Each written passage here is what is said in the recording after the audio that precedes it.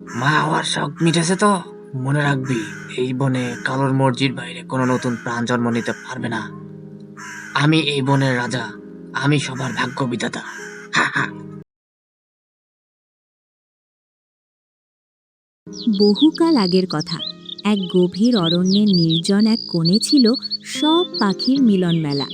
সেখানে সকাল হতো দোয়েল আর শ্যামার মিষ্টি সুরে। কেউ কারো শত্রু ছিল না। বনের মাঝখানে ছিল এক বিশাল কৃষ্ণচূড়া গাছ। সেই গাছেই থাকত বনের সবচেয়ে ধূর্ত আর নিষ্ঠুর কাক, কালু।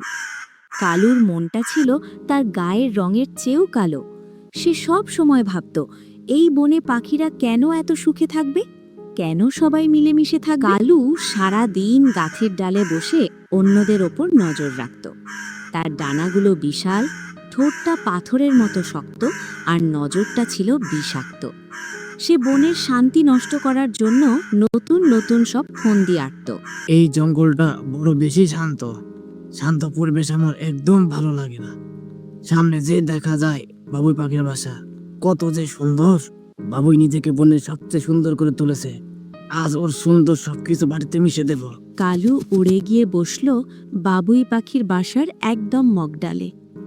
বাবুই তখন মনের সুখে গান গাইছিল আর তার ছোট ছোট ছানাদের ডানা ঝাপটানো শেখাচ্ছিল।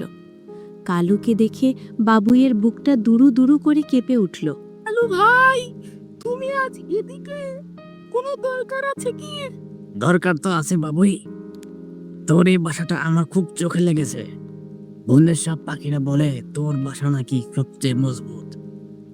আজ আমি পরীক্ষা করে দেখব তোর বাসা কতটা শক্ত। না না কালু ভাই, দোহাই তোমার। এই বাসায় আমার ছোট ছোট ছানা আছে, ওরা এখনো উড়তে শেখেনি। তুমি এটা নষ্ট করো না। চুপ, ছোট পাখি। এই বনে থাকতে হলে আমার নিয়ম মানতে হবে। আজ থেকে এই ডালটা আমার, আর আমার ডালে কোনো বাসা থাকবে না। এবার থাক মাটির উপর, দেখি তোর ঘর তোকে কতদিন আশ্রয় দেয়। এই বনে কালোর কথার উপরও কারো কথা চলে না। বাবুই তার ভাঙা বাসার সামনে বসে অঝোরে কাঁদতে লাগল। তার সব পরিশ্রম ধুলোয় মিশে গেল, আর কালু বিজয়ীর বেশে ডানা ঝাপটে উড়ে গেল। এটি ছিল মাত্র শুরু। কালুর মনের ভেতর জমানো বিষ এবার একে একে সব পাখির জীবন অতিষ্ঠ করে তুলবে।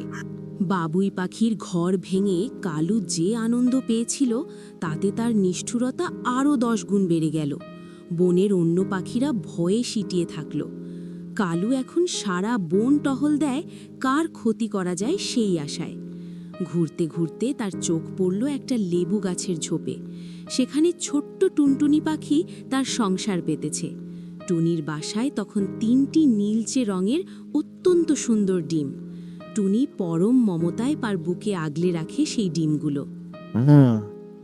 মা হওয়ার খুব সাহায্য জেগেছে, তাই না? টুনি ভাবছে যে খুব সুখে আছে। এই বনে কালো থাকতে কারো ঘরে সুখের আলো জ্বলবে না। আজ টুনির এই স্বপ্ন আমি চুরমার করব। কালু ভাই, তুমি এখানে কেন? দোহাই তোমার, আমার বাসার পাশে এসো না। আমার ডিমগুলো খুব নরম, তুমি ধাক্কা দিলে এগুলো ভেঙে যাবে। আর এখান থেকে টুনি, অনেক দিন হলো রাজকীয় কিছু খাই না। এই নীল যে ডিমগুলো দেখে আমার জিভে জল চলে এসেছে। আজ আমার ভোজ হবে এই ডিমটা দিয়ে। না কালু ভাই, তুমি এটা করো না। এগুলো আমার সন্তান। তুমি বরং নদীর ওপারে যাও, সেখানে কত মাছ আছে, কত ফল আছে। আমার এই সন্তানদের প্রাণ নিও না। কালু একটির পর একটি ডিমে ঠোকর দিয়ে সেগুলোকে নষ্ট করে দিল। টুনির চোখের সামনে তার অনাগত সন্তানদের প্রাণ চলে গেল। কালু তৃপ্তির সাথে হাসতে হাসতে অবশিষ্ট অংশগুলো খেয়ে ফেলল। টুনি মাটির ওপর লুটিয়ে পড়ল। তার জগৎটা নিমিষেই অন্ধকার হয়ে গেল। মা হওয়ার শখ মিটেছে তো? মনে রাখবি, এই বনে কালোর মর্জির বাইরে কোনো নতুন প্রাণ জন্ম নিতে পারবে না। আমি এই বনের রাজা, আমি সবার ভাগ্য বিধাতা। হা হা। এরপর কি হলো জানতে সাবস্ক্রাইব করে আমাদের গল্প ফোডিং চ্যানেলের সাথেই থাকুন। দেখা হবে পরের পর্বে।